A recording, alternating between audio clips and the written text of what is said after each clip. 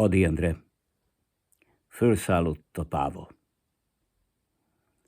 Fölszállott a páva a vármegye házra, sok szegény legénynek szabadulására.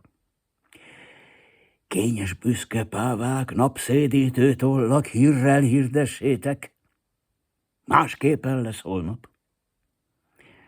Másképpen lesz holnap. Másképpen lesz végre.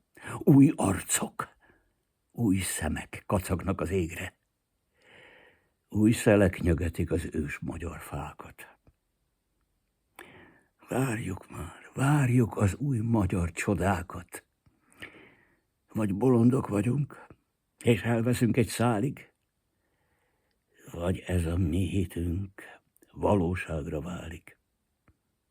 Új lángok, új hitek, új kohók, új szentek.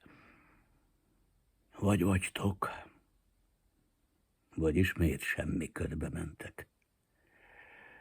Vagy láng csap az Ódon vad vármegyházra,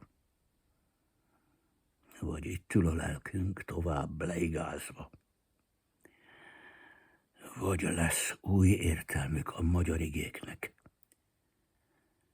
vagy marad régiben a bús magyar élet. Fölszállott a páva a vármegyeházra, sok szegény legénynek szabadulására.